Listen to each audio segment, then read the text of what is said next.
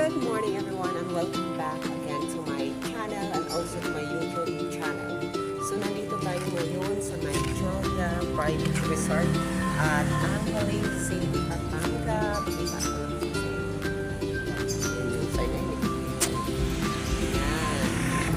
Ayan yung area nila, Julia Private Resort. Located at Angeles City, Pampanga. So samahan niyo po ako. I-tour ko kayo sa loob ng Julia Private Resort.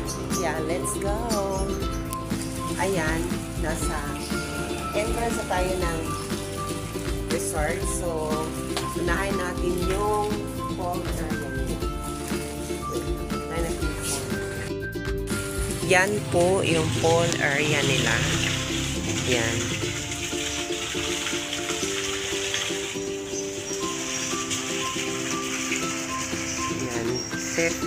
Safe po. So, hindi po siya masyadong malalim. Nasa 5 feet lang po siya. Tapos, I think nasa 3 feet yung bata. And,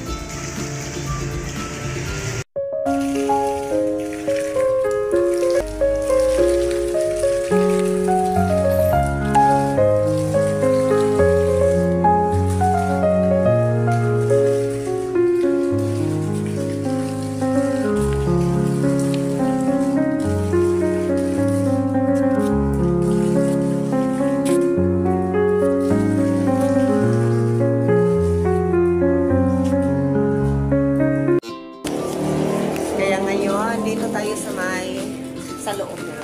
Tara, taas pa yung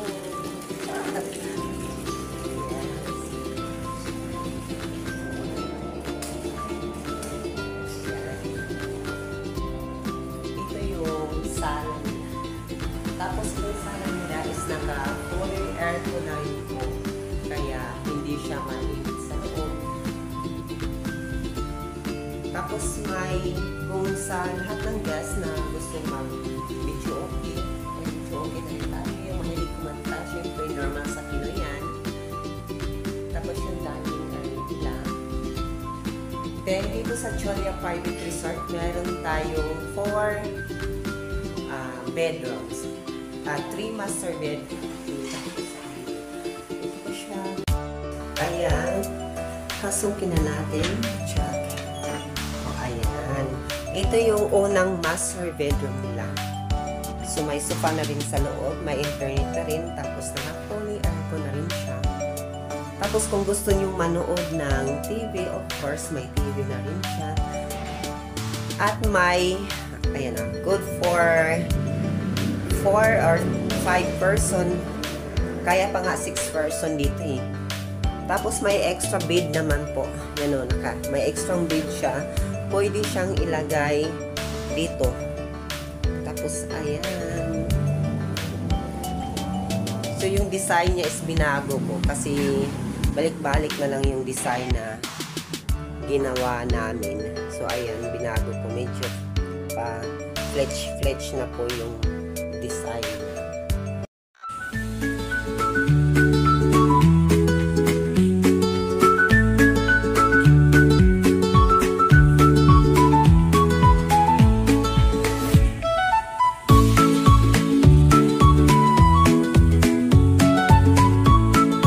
So ngayon, pupunta naman tayo sa ibang rooms na nasa second floor.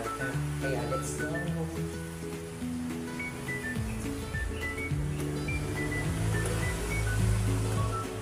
So ingat lang po sa hagdan. Sa lahat ng guests, mag-iingat sa hagdan.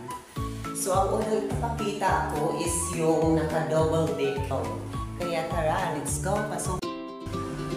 So ayan, buksan natin. Ayan. So, yan yun. Magpailaw rin tayo. Ito yung kung may mga bata kayong dala or kahit hindi naman bata, pwede malalaki dito kasi malaki na yung higaan, yung bed. So, up and down po siya. Good for 2 person siya bawat bed. So, ayan. Tapos yung sa taas naman, yan yung sa taas niya. Light na po siya. At saka, of course, bawat room is may sariling CR na rin. So, ayan.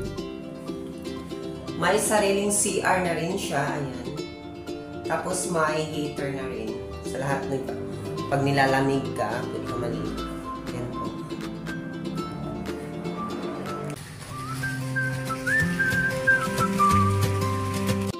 Kaya let's go. Punta tayo sa another master bedroom. Kasi tatlo nga yung master bedroom na. So dito naman po is magkaiba yung may mga bawal tayo dito. Of course, normal lang yan sa mga private resort na may bawal talaga.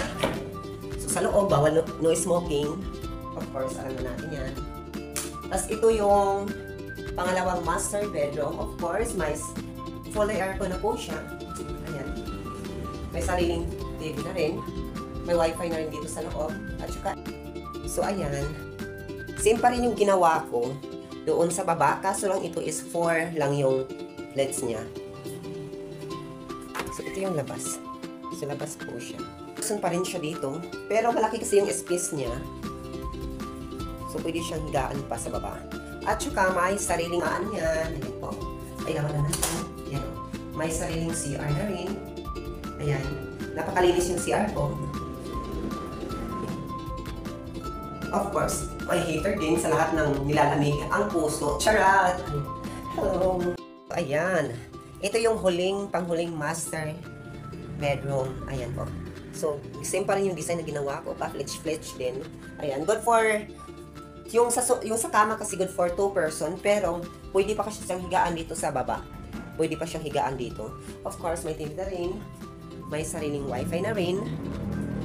At, yung CR talaga ang pinaka-importante. And may CR na rin sa loob ng room. Kaya hindi ka na maglabas-labas kung maliligo ka or nasi-CR. Yan. So, napakalinis yung CR po dito.